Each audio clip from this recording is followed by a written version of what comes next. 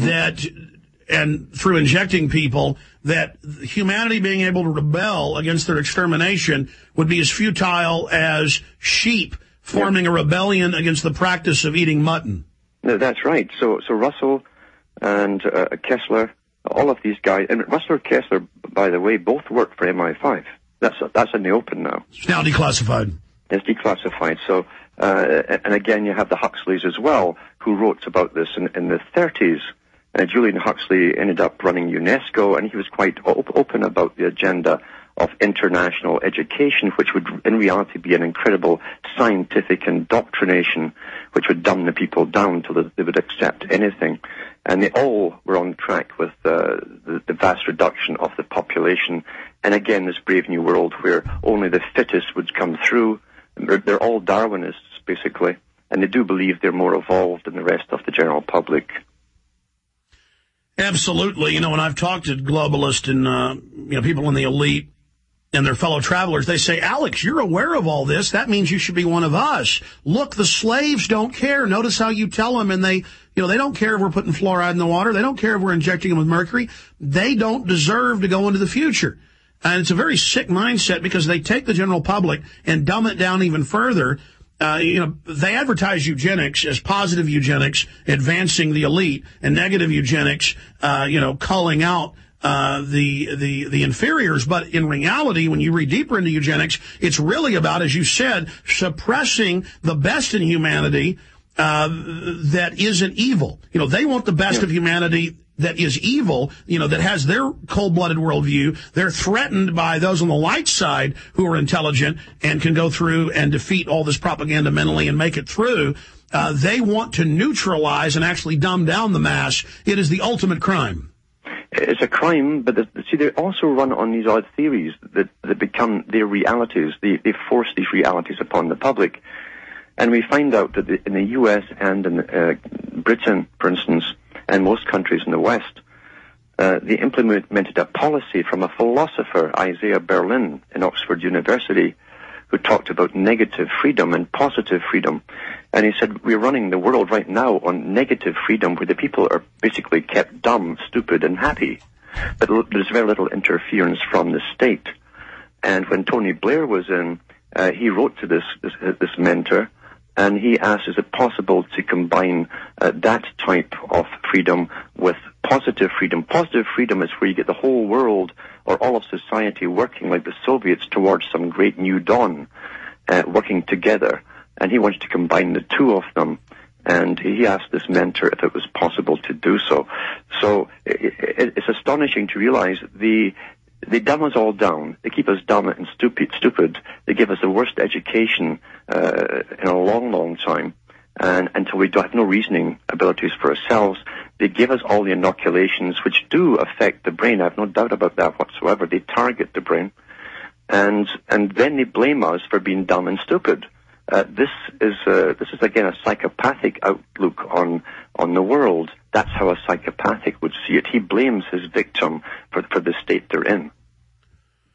Absolutely. So you have this tiny, maybe 1 out of 500 people that's an actual psychopath, about 1 out of 100 that's a sociopath in the studies, and they create these guilds and then have their own pseudo-humanist religion that rationalizes the horrible things they do. And then for the general public, they tell them they're doing this for their own good, but in private and in their own white papers, they chortle with glee. It's the ultimate control freak's power trip. It is. I always liken it to a farmer breaking the legs on his cow and then kicking the cow because it can't get up. Because that's what they've done to society. They've crippled the reasoning abilities of the general public, and they blame society for it happening. Very, very sick people. But that's a replay of feudalism. I've read 500, 600-year-old, communiques between French and British royalty who were cousins.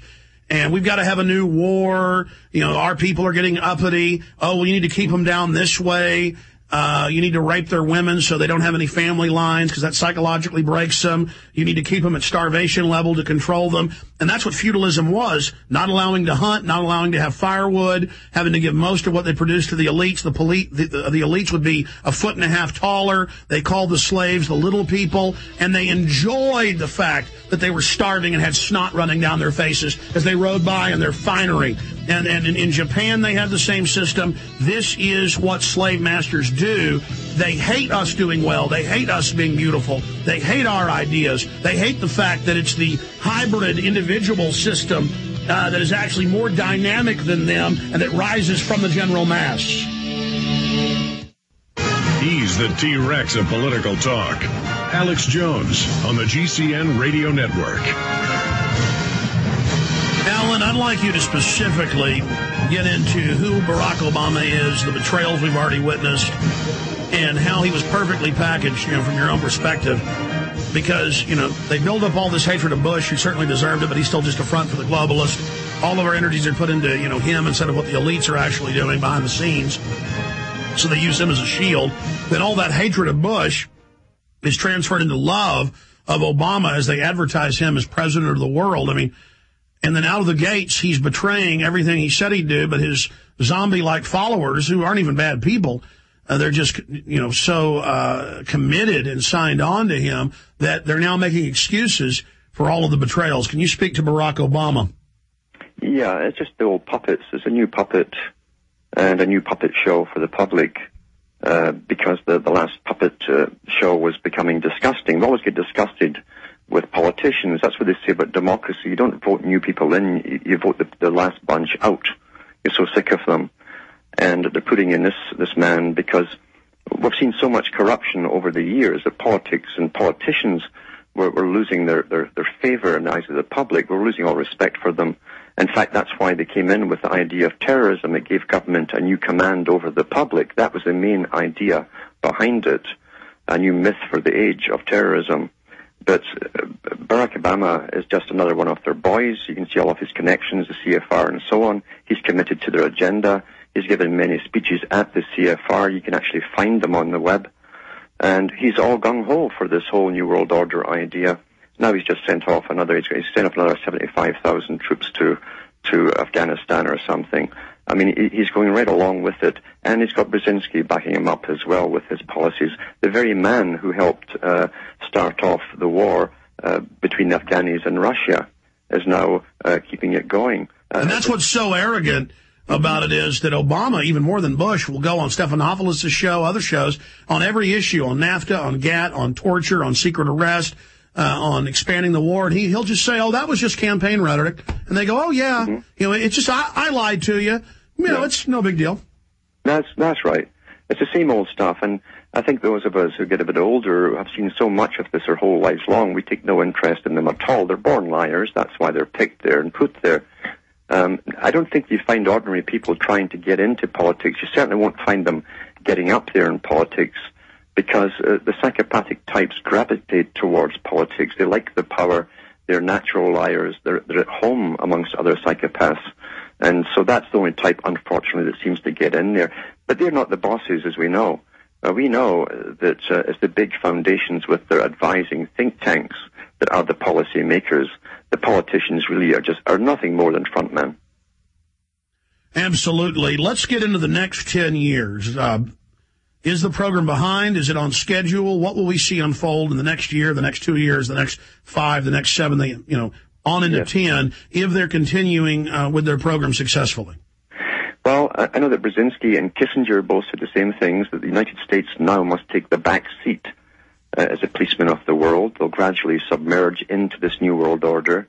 They will lose all their favored status, meaning their power and sovereignty, as they submerge themselves into the system. We also know, too, that the second part of the Bretton Woods Agreement is coming into force, the very part that Maynard Keynes talked about, where they're bringing in a world of service. Now, government is in bed, really, with the bankers. Government now has a say in your personal bank account. They'll use money and your bank account as a weapon against you to make you go along with all the new protocols and dictates as to what you'll eat, what you'll buy, maybe you're buying too much carbon emitting stuff, etc. So money is to be used as a weapon against every single person in the world. Well, take Finland. Finland. I mean, as you know, over a decade ago, all your bank accounts are controlled by the government. When you get a ticket or a fine, they just take it out of your account.